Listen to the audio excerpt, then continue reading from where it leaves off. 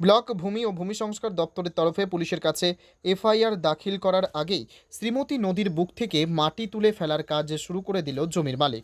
বৃহস্পতিবার সকাল থেকে পুরসভা থেকে ভাড়া করা ট্রাক্টর ও জেসিবি দিয়ে নদীর বুকে ফেলা মাটি তুলে নেবার কাজ শুরু হয়েছে। কালিয়াগঞ্জ শহরের 4 নম্বর ওয়ার্ডের গুদরি বাজার এলাকায় শ্রীমতী নদীর জলা ভরাট চলছে। অভিযোগ পেয়ে বুধবার দুপুরে বিএলএলআরও এবং কালিয়াগঞ্জ থানার আইসিকে নিয়ে অভিযান চালান পুরপ্রধান রামনিবাস সাহা। অবৈধভাবে নদীর জলা ভরাটের জন্য জমি মালিকের বিরুদ্ধে এফআইআর করার সিদ্ধান্তের কথা ঘটনাস্থলেই জানান বিএলএলআরও সুমন তামাং। বৃহস্পতিবার সেই এফআইআর দাখিলের আগেই সকাল থেকে মাটি তুলে নেওয়ার কাজ শুরু হয়ে যায়। মৃতপ্রায় শ্রীমতী নদী বাঁচাতে পুরপ্রধান, বিএলএলআরও এবং আইসির সক্রিয় ভূমিকায় অত্যন্ত খুশি কালিয়াগঞ্জের পরিবেশ সচেতন নাগরিকরা। এ বিষয়ে কালিয়াগঞ্জ পুরসভার পুরপ্রধান রামনিবাস সাহা কি বলেছেন শুনবো। হ্যাঁ, আমরা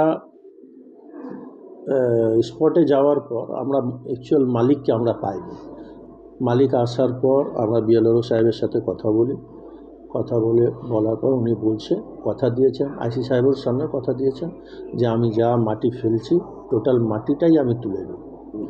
এই অবধি বলছি যে একটা গার্ডওয়াল প্রাচীর তৈরি করছে ওটাও ভেঙে দেবে। আর তার প্রতিফলে আজকে দেখলাম উনি পৌরসভার থেকেই জিসিবি গাড়ি ভাড়া করছেন, উনি নিয়ে টোটাল মাটি তোলা হচ্ছে। তো এই খরচটা কে দেবে? খরচ উনি দিবে। আমাদের যে সিস্টেম আছে সেভাবে সিস্টেমে যেটা ভাড়া আছে 1200 টাকা ঘন্টা, জিসিবির ভাড়া আছে, ট্রাক্টরের ভাড়া আছে, উনি দিয়ে দিবে আমাদেরকে সব। আচ্ছা, আরেকটা যেটা কথা হয়েছে, যেটা কালকে সিদ্ধান্ত হয়েছিল তার বিরুদ্ধে এফআইআর করা হচ্ছে, সেই বিষয়টা এখন তো কতদূর আগালো? সে ওনাকে একবার সুযোগ দেওয়া হলো যে যদি সম্পূর্ণ সুযোগ তো আগেও দেওয়া, হ্যাঁ, সে আবার সুযোগ দেওয়া হলো ওনাকে আবার, যে যদি উনি টোটাল মাটি তুলে নেন তাহলে ওনারা বিবেচনা করবে যে এরকম করলে তো সবাই মাটি একবার করে ফেলবে, যদি কোনো কেউ অভিযোগ না করে তাহলে মাটি ভরে যাবে, আর যদি মাটি তুলে নেয় অভিযোগ হবে না। এইভাবে চলতে থাকলে কি হবে? শ্রীমতী নদী তো শেষ হয়ে যাচ্ছে। না, শ্রীমতী নদী শেষ হবে না, এই কথা আপনাকে আমি দিচ্ছি। তাও মানুষকে একটা সুযোগ দিতে হয়।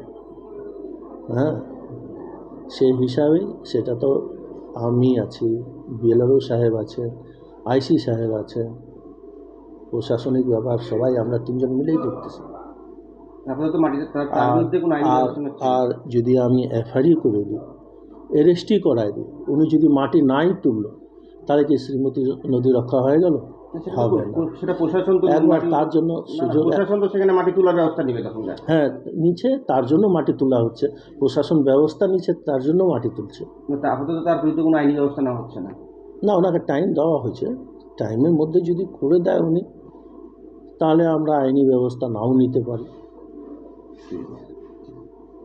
পাশাপাশি জমির মালিক মিঠু দেবগুপ্ত কি বলেছেন শুনুন। আপনার নাম? মিঠু দেবগুপ্ত। কোন ওয়ার্ডে আপনার বাড়ি? 14 নম্বরে। আচ্ছা, আপনার বিরুদ্ধে একটা অভিযোগ করছেন যে আপনি বেআইনিভাবে শ্রীমতী নদী ভরাট করছেন, কি বলবেন? না, ওটা আমার নিজের জায়গায় আমি নিজে ফেলেছি।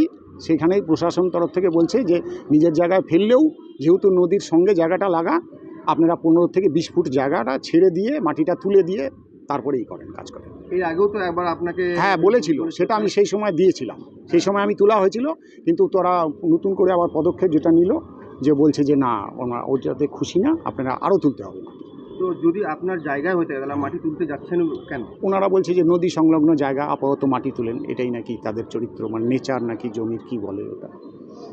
গতকালকে তো আপনি বলছেন আপনার নিজের জায়গায় আপনি যে মাটি ভরাট করেন বা যাই করেন আপনি করতে পারেন, কিন্তু গতকালকে তো বিএলআরও সাহেব ওখানে যায় বলছে যে আপনার জায়গার বাইরেও নদীর মধ্যে যেহেতু আপনি মাটি ভরাট করেছেন সেহেতু আপনার নামে এফআইআর করার কথা বলছে। তো কি বলবেন? এত বড় একটা কথা আপনার নামে বলে দেবে? হ্যাঁ, বলেছে, এখন বেআইনি এটা তো জানি না। কে বেআইনি কথা বলছে? উনি বেআইনি কথা বলছে? বিএলআরও সাহেব বেআইনি কথা বলছে? আমার তো হ্যাঁ, সেটা কি আছে আমি তো বুঝতে পারছি না, এটা আইন কি আছে আমাকে জানতে হবে। না, এটা কোনো কথা না। আপনাকে তো সময়সীমা বেঁধে দেওয়া হয়েছে, এর মধ্যে আপনার ন্যায্য জমিতে গিয়ে বিএলআরও বেআইনি কথা বলেছে। না, সেটা আমি বলবো না, সেটা আমি বলবো না। না, আপনি বললেন যে না, সেটা বলবো। সময়সীমা বেঁধে দেওয়ার কারণেই বলে আপনি তড়িঘড়ি করে মাটি তুলছেন। কি? আপনাকে তো সময়সীমা একটা বেঁধে দিয়ে দেওয়া হয়েছে। অবশ্যই, সেই কারণে আপনি তড়িঘড়ি মাটি তুলছেন। অবশ্যই। আপনি যে গার্ডওয়াল দিয়েছেন সেটাও ভাঙা হবে? হ্যাঁ, অবশ্যই। কেন ভাঙতেছেন আপনার জায়গায়? আপনি এখন একবার যেটা বলছে প্রশাসন বলছে সেটা আমি মানছি, তারপরে আমি আমার দিক থেকে আইনটা যদি কি আছে, আইন বলছে প্রশাসন বলছে এটা একবার তুলে দেন, মাটি তুলে দিতে হবে। প্রশাসন কি সবসময় সত্যি কথাটাই বলে? সেটা তো আমি প্রমাণ করব, তারপরে মানে বলতে এত পারবো। টাকা খরচা এই ক্ষতিটা এটা তারপরে আমি লড়বো যদি আমার ক্ষমতা থাকে। আপনি আইনের দ্বারস্থ হবেন যে আপনার জমি অবশ্যই অবশ্যই এর পরবর্তীতে আমি আইনের দ্বারস্থ হব। আপনি জমিটা কতদিন আগে কিনেছিলেন? আমি 2-3-4 বছর হয়ে গেল। যে জমির মালিক ছিল আগে সে বলছে যে তার যতখানি পর্যন্ত বাগানটা ছিল তেজপাতা বাগান, সে তো চিটিং তার করেছে। জমি তার পরেরটা তো বিরুদ্ধে নদী সে নিজে না বলছে। না না সেটা ও লিখিত দিয়েছে কি? সে তো বলছে আমি সে তো এতদিন ভরাট মৌখিকভাবেই করতে করতেই পারে। না না না ও তো চিটিং করেছে, সেটা হবে, উনি সেটাও বলছে আমি লিগাল হবে। এতদিন ভরাট করতে পারেন, ও নদীর জায়গা ওর ভরাট করা যায় না। ওর ওর ওর বিরুদ্ধে কি বলবেন? ওর বিরুদ্ধে তো বলার নেই, তো আমাদের নিজেদের মধ্যেই লোক আছে। ও আমার সঙ্গে চিটিং করেছে। তাহলে মাটি তোলার ব্যাপারে কি আজকে মুসলেকা দিয়ে মাটি তুললেন? অবশ্যই মুসলিকাতে কি জানালেন? আমাকে সময় দেওয়া হোক, কালকে অবধি যে মাটি তোলা হতে যে এই খরচাটা কে দিচ্ছে?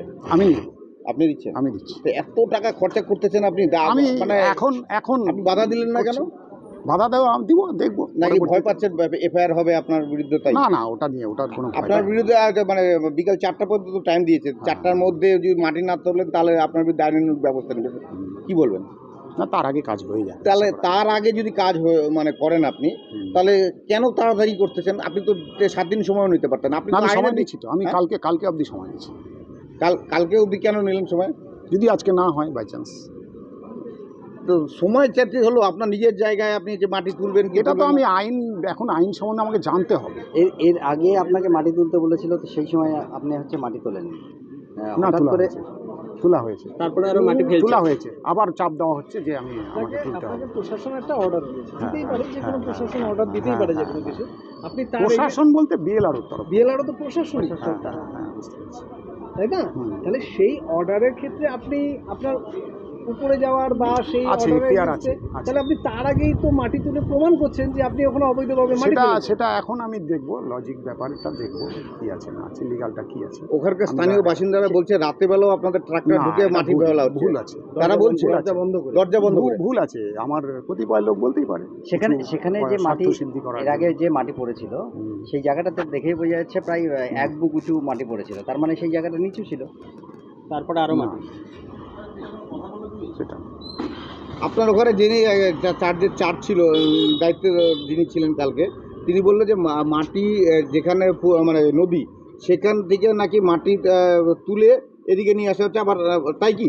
হ্যাঁ তোলা হয়েছিল, কিন্তু একবার তোলা হয়েছিল। প্রচুরপনা তো আছে সেখানে এখন রীতিমতো প্রচুরপনা দূরে আছে তো, না, অনেক দূরে আছে। কাছেই আছে। দেখেন, নদীর আমাদের মাটি কি ছবি আপনি যে তুলতে পারেন? হ্যাঁ, নদীর মাটি কি আপনি তুলতে না পারেন? নদীর মাটি তো তুলি, তো ওটা নদী আমি তো তো। কোনোদিনও বলছি না, কোনো বাড়ি বলছি না যে আমি নদীর মাটি তুলছি। আমি আমার নিজের জায়গা তুলছি, সেখানেও 15-20 ফুট ছেড়ে দিয়ে তুলছি। নদীতে আপনি কতখানি মাটি ছাড়ছেন? এখন মোটের উপরে ধরুন আনুমানিক কোনো দিকে 20 ফুট, আনুমানিক না, আপনি 25 কত- থেকে 30 ফুট 30 ফিট হ্যাঁ, আপনি হ্যাঁ, ছেড়ে দিয়ে কাজ মাটি হচ্ছে। কাটবেন হ্যাঁ হ্যাঁ এখন তো? হ্যাঁ। তাহলে 30 ফিট কি নদীর মধ্যে দখল করেছিলেন আপনি? না, আমার নিজের জায়গা থাকলো, তাহলে কেন কাটছেন? নিজের জায়গা তুলতে বললো একবার, বলে একবার তুলেন একবার। এবার যদি ধরেন যে আপনার যদি পৌরসভার মানে কোনো বাস্তু জমিতে কেউ মাটি তুলতে পারলে তুলবে সেটা তো আমি বলতে পারবো না। তাহলে আপনি কেন তুলছেন? আপনার জমির একবার চরিত্র কি? আপনার- বলছি তো, আমি লজিক ব্যাপারটা পরে দেখবো। আপনার জমির চরিত্র কি ছিল? দলা দলা জমি। কি এত দেরি কেন? মানুষ তো সঙ্গে সঙ্গে আইনানুগ ব্যবস্থা নেওয়ার জন্য কোর্টে দ্বারস্থ হয়। আপনি এখনো যাননি কেন? দেখবো, আমি যাবো, হ্যাঁ? যাবো। নাকি আমার আপনার- শরীর ভালো না, হ্যাঁ, আমার শরীরটা ঠিক ভালো আছে। না। তবে এ জাতীয় দৃষ্টান্তমূলক শাস্তির ব্যবস্থা হলে আগামী দিনে মানুষ অপকর্ম করতে ভয় পাবেন। উত্তর দিনাজপুরের কালিয়াগঞ্জের গুদ্রিবাজার ঘুরে সত্যেন মহন্তের রিপোর্ট, টাইমস 14 বাংলা। আপনি কি কিডনির রোগে ভুগছেন? তাহলে আর দেরি না করে আজই আসুন আপনার এলাকার একমাত্র বিশ্বস্ত প্রতিষ্ঠান জীবন রেখাতে। এখানে বিশেষজ্ঞ নেফ্রোলজিস্ট ডাক্তাররা লেজার ট্রিটমেন্টের মাধ্যমে রোগীদের সমস্ত ধরনের কিডনির এবং প্রোস্টেটেটের অপারেশন করে থাকেন। রোগী দেখছেন nephrologist doctor Arkaprava Chakraborty, SSKM hospital, Kolkata. Doctor Sunil Kumar, Apollo hospital, Kolkata. Doctor Pinaki Mukherjee, NRS hospital, Kolkata. এছাড়াও এখানে প্রতিদিন অপারেশন করছেন ও বহির্বিভাগের রোগী দেখছেন ইউরোসার্জন ডক্টর আতার কাশিম, PG হসপিটাল, কলকাতা। তাছাড়াও এখানে স্বাস্থ্যসাথী কার্ড ও ওয়েস্ট বেঙ্গল হেলথ স্কিমের সুবিধা রয়েছে। আমাদের ঠিকানা রায়গঞ্জ উকিলপাড়া। বিশদে জানতে কল করুন 8373066655 অথবা 8373066644 এই নম্বরে।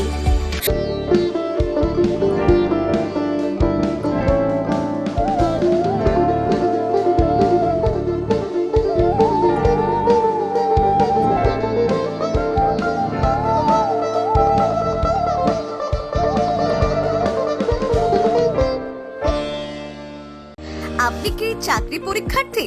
চাকরি পরীক্ষার বই খুঁজছেন? তাহলে আজই চলে আসুন সৌরভ বুক অ্যান্ড ম্যাগাজিন সেন্টারে। এখানে BSc, WBCS, bank, rail, ICDS, nursing, ANM এবং জিএনএম সহ কেন্দ্রীয় ও রাজ্য সরকারের সকল চাকরির পরীক্ষার বই ও ম্যাগাজিন পাওয়া যায়। আমাদের ঠিকানা খড়িমোড়, মোহনবাটি, রায়গঞ্জ। বিস্তারিত জানতে যোগাযোগ করুন 9002904090 অথবা 9434347016।